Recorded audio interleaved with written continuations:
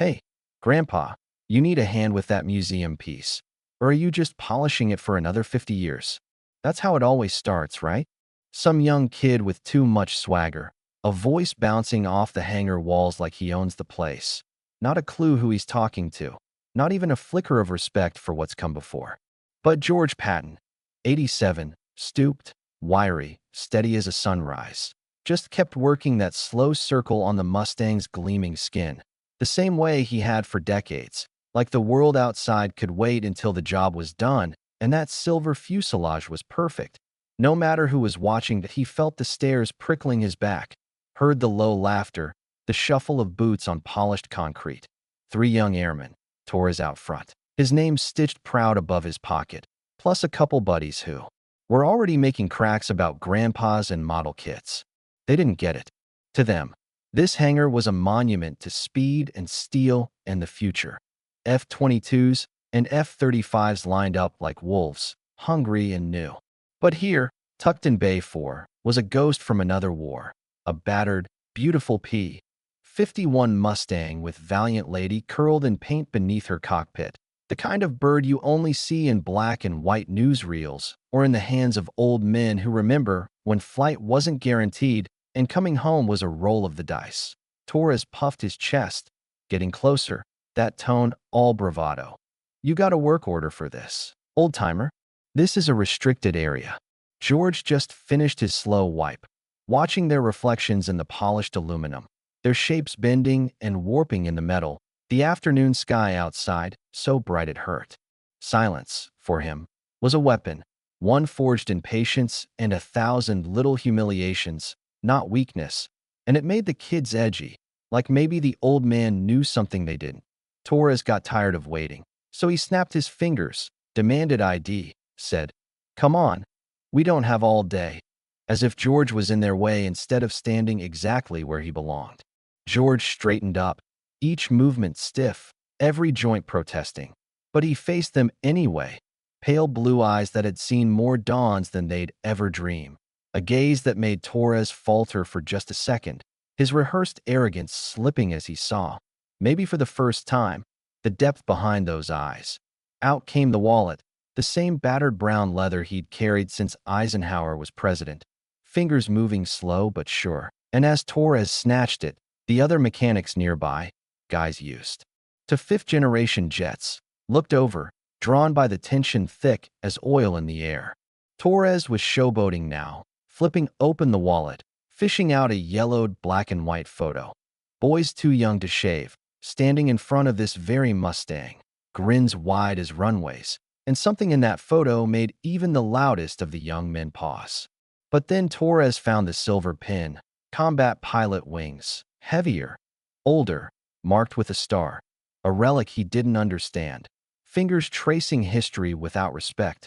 For George, touching those wings pulled him right back into the cockpit. The Mustang's roar so loud it made his bones shake. The sky outside not blue but torn with black smoke. The smell of cordite and the taste of fear, memories crashing in like thunder. Then, as quick as it came, he was back in the hangar, a faint echo of blackened engines in his chest. That was when a new voice cut in. Lieutenant Evans, fresh out of the academy, but sharp enough to sense when something was wrong. His voice calm, but full of warning as he told Torres to back off, said George had clearance. This plane was part of the Heritage program, orders straight from the wing commander.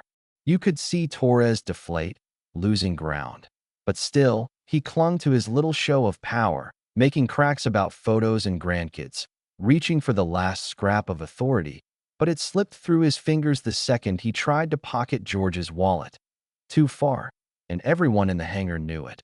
Evans saw it all, the disrespect, the moment of memory, the flicker in George's eyes that was almost frightening, then gone, replaced with that bottomless calm. Evans, not wasting another second, ducked under the shadow of an F-22, pulled out his phone, and called the wing command post, his voice clipped and urgent. He needed the colonel, right now, and the dominoes started to fall. Across base, Colonel Davis snapped from paperwork to action, his aide scrambling, the name George Patton hitting him like a bolt. "Get my car, get Dr. Albright from the historian's office." Meet me at Hangar 4 now." Suddenly, the quiet of the base was shattered. Sirens, black staff cars, security trucks, the kind of arrival that turns an ordinary afternoon into a legend. Inside the hangar, the energy shifted. Mechanics at attention, air thick with expectation, Torres and his friends frozen mid-bluster as the colonel strode in, the chief master sergeant at his side, and Dr. Albright clutching a tablet with hands that trembled.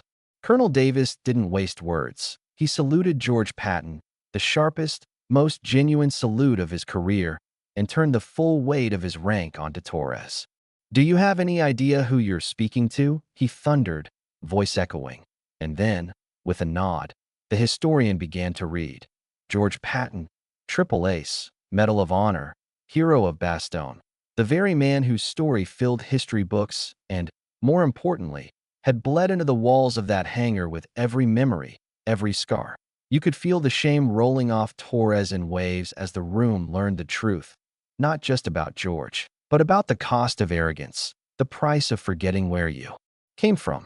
Colonel Davis was ruthless. He demanded their names, ordered them to write 10,000 words on the history of the 357th, made it clear their education had only just begun. But George, his voice rough but gentle, held up a hand, asking for silence, looking right at Torres. No anger, just a deep, weary sadness. "Son," he rasped, patting the cold metal of the Mustang.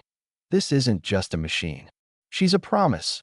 One boys like me made to boys dying on the ground, not for medals or parades, but for each other. Respect is about understanding those promises, not just saluting a uniform." And for a heartbeat, the hangar was a church, every soul listening. The days after were swift, Torres and his crew learning heritage from Dr. Albright, the colonel signing apologies, the base buzzing with the legend of George Patton and Valiant Lady. A week on, Torres found himself slipping into Hangar 4 after hours, humility burning in his chest, hoping for forgiveness, for a story. George looked at him, not as the brash kid from before, but as someone who'd finally learned what it meant to listen, and said, "Pull up a crate. Son, let me tell you about the time her engine coughed its last breath over the Ardennes." The courage of men like George Patton isn't history. It's a living, breathing legacy, a warning and a hope for all of us. So if this story moved you, don't just let it fade. Share it, comment below about what respect and justice mean to you, and make sure these promises are never forgotten. Torres hesitated at the threshold, the bright light of the hangar spilling out over his sneakers, heart thumping, palms sweating. This was the place where everything had changed, not just for George, but for him too. He could still feel the weight of humiliation, the sting of truth, the echo of the colonel's voice ringing in his ears that whole week. And he almost turned away. Honestly, wouldn't you? But something held him there, some stubborn spark that wouldn't let him leave until he'd faced the man he'd wronged. He shuffled inside, eyes adjusting to the golden shadow. And there was George, same as ever, bent over the Mustang's wing, polishing with that steady rhythm, as if time itself answered to his hand. For a moment, Torres couldn't speak. He almost wanted to run, but then George glanced up, caught his eye, and in that silence, Torres saw everything he'd missed before. The patience, the burden, the memories swirling behind those blue eyes, none of it worn as a badge, just quietly carried. He managed to find his voice, cracked and uncertain. "Sir, I was hoping you could tell me about her. About Valiant Lady. I'm sorry. I didn't know." He swallowed hard, the words so small in the vast hangar. George studied him a long while, didn't answer right away. He gestured to an old crate, same one he'd probably used for decades. "Pull up a seat, son," he said, his tone as calm as a Sunday morning, not a trace of the hurt or anger Torres feared. "You sure you want the real story?" Torres nodded, more eager than he realized. The old man settled onto the edge of the Mustang's wing, the polished surface glinting in the overhead light. For a moment, it was just the two of them and the quiet thrum of memory. "Let me tell you about the winter of '44, George began, voice low and steady, words spinning out into the empty space. "Ardennes Forest. cold so sharp it cut through the cockpit glass. My squadron got scattered in the clouds, radio static screaming in my ears. Then, I saw them. 12 German bombers, low and slow, heading straight for our boys dug in at Bastogne. Torres leaned forward, drawn in despite himself. He could see it, the fear and adrenaline, the thunder of the Merlin engine. We were supposed to be untouchable, you know, George continued, a ghost of a smile crossing his lips. But that day, I was all alone, one Mustang against a whole squadron. I wasn't thinking about medals, wasn't even thinking about making it home. Just couldn't let those bombers through. His hands moved as he spoke, tracing invisible arcs through the air, the rhythm of flight ingrained in muscle and memory. First pass, I got two, but their gunners lit me up, shrapnel in my leg, smoke in the cockpit. I thought, this is it. George, you've gone and used up all your luck.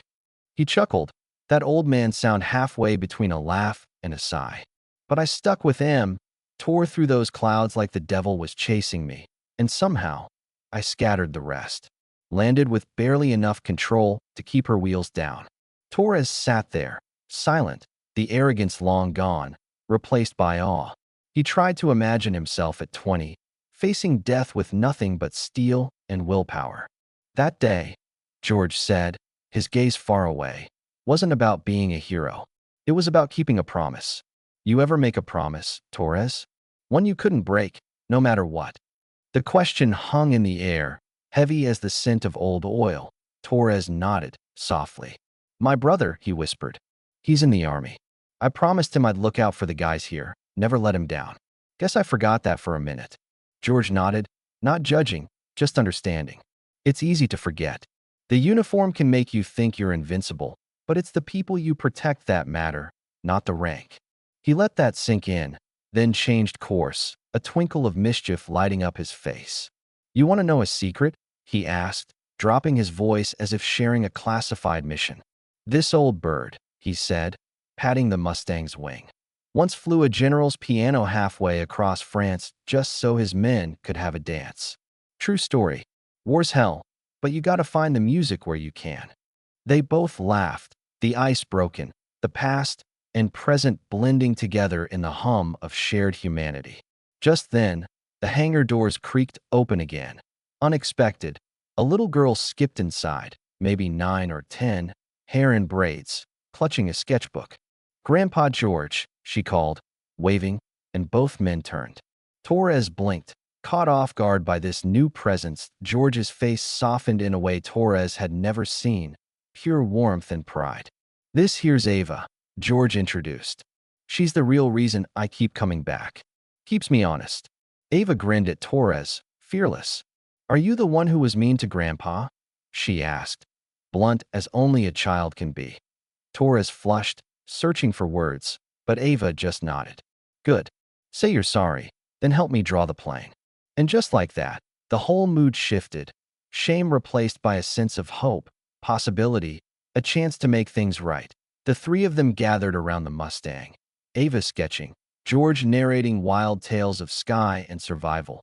Torres listening, learning, letting the past become something that could heal instead of haunt. The night wore on, the hangar filled with stories and laughter, history living and breathing in every word, every line of pencil on paper. Outside, the world kept spinning, the future waiting at the threshold. But for a while, the promises made and kept beneath those high, echoing rafters felt real enough to touch. Maybe that's all any of us can hope for, to be forgiven, to learn, to pass the story forward. And as Ava's sketchbook filled with the lines of the valiant lady, Torres realized he'd become a part of something bigger than himself, a legacy of courage, of humility, of honoring the promises that hold us all together. Now, I want to hear from you. When was the last time you had to face your mistakes and make them right? What does true respect mean to you? Drop your thoughts below, share this story if it moved you, and let's keep these memories alive.